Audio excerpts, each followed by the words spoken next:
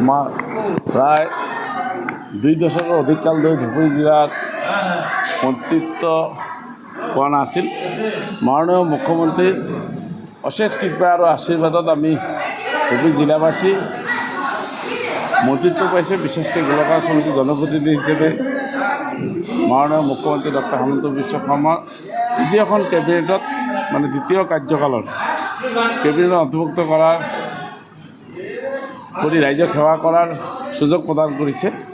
আৰু মই আজিৰ প্ৰথম মন্ত্ৰিত্ব লাভ কৰি শপত গ্ৰহণৰ পিছত প্ৰথম জিলাত আজি উপস্থিত হৈছোঁ।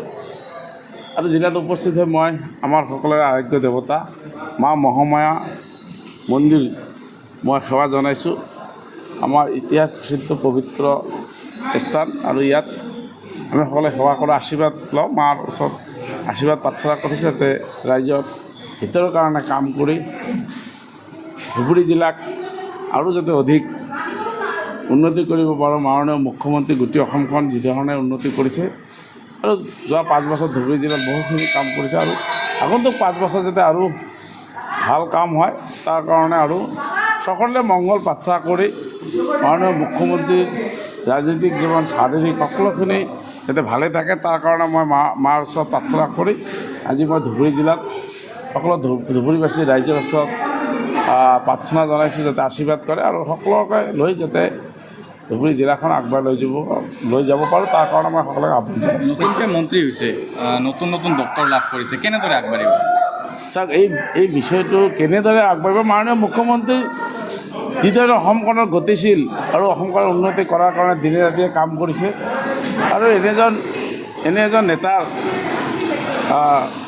দ্বাৰা পৰিচালিত চৰকাৰখনক এজন কেবিনেট মন্ত্ৰী হিচাপে মাননীয় মুখ্যমন্ত্ৰী যিধৰণে পৰিচালনা কৰে মই সেইধৰণে কাম কৰিম। গতিকে কামৰ ক্ষেত্ৰত কোনো কম্প্ৰমাইজ নহয় আৰু মাননীয় মুখ্যমন্ত্ৰী 24 ঘণ্টাই কাম কৰে যাতে আমাৰো কৰিব লাগিব। এইটো আৰু নতুনকৈ কথা নহয়। কাম কৰাৰ সৌভাগ্য হৈছে মাননীয় মুখ্যমন্ত্ৰীক ধন্যবাদ জ্ঞাপন কৰিছোঁ।